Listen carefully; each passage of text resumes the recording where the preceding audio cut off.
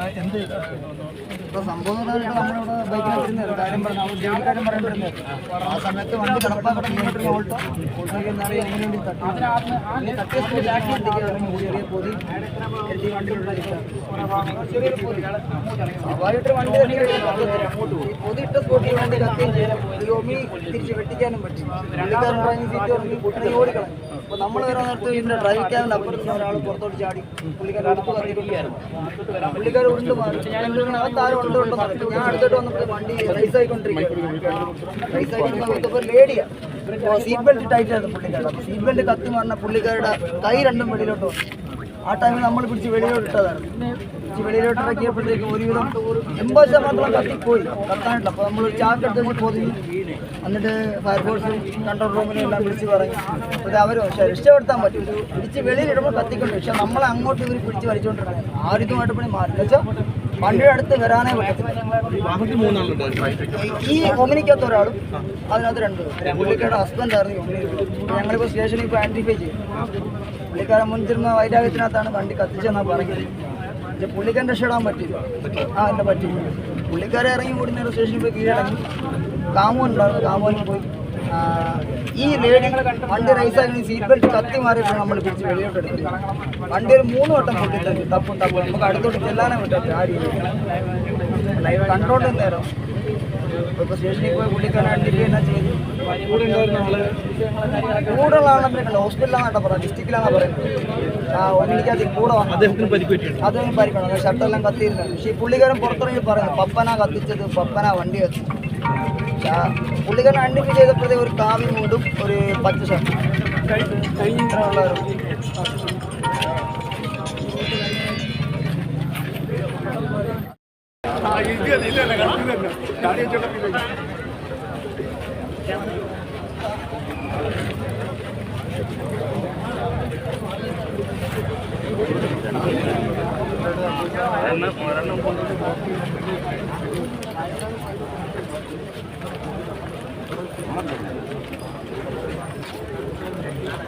ചെറിയ പൊള്ളൊക്കെ വൈഫ്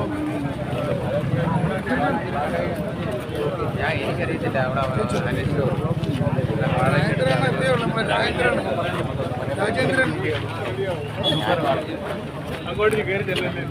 അറിയാം സംഭവം എന്തോ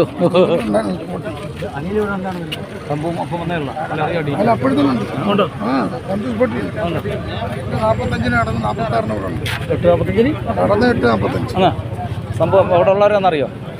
അല്ല അവർ തഴുത്തല അല്ലേ? പത്മകുമാറിനെ അറസ്റ്റ് എത്ര പേര് ഹോസ്പിറ്റലുണ്ട്? 3 പേരാണ്. ഒരാളിറങ്ങി ഓടി ആ പെൺകുട്ടി മരിച്ചെന്നാണ് പറയുന്നത്. ഡിസ്ട്രിക്ട് ഹോസ്പിറ്റലാണെന്നാണ് വിശ്വാസം. ഹസ്ബൻഡിനെ അറസ്റ്റ് ചെയ്തു പത്മകുമാർ. ശരി, ഇനി ഒരു പത്മകുമാർ വന്നല്ലേ? മുമ്പ് പത്മകുമാർ വീണ്ടും ഒരു പത്മകുമാറും കൂടെ വന്നിട്ടുണ്ട്. മറ്റേ പത്മകുമാർ അല്ലല്ലോ? അല്ല. അവര് വന്നല്ലോ കൃഷ്ണപ്രണൻ കിടക്കുന്ന മസാല അവിടെ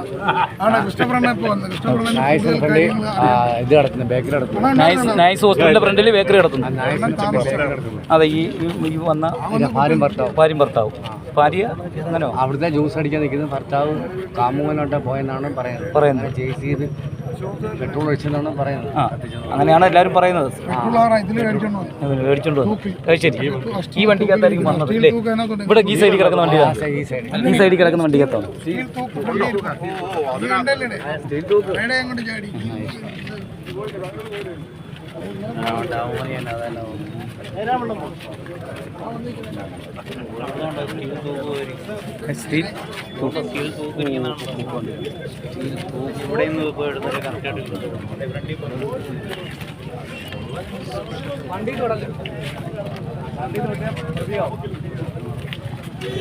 കാറ് വന്നു.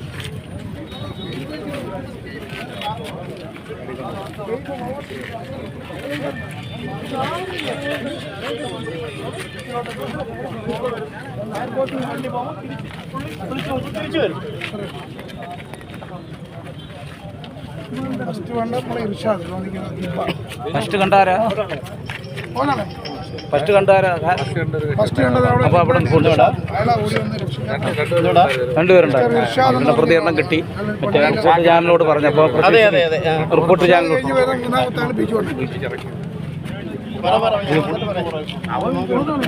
ഇസ്രായി സ്കൂളിന് മുൻവശമാണ് സംഭവം.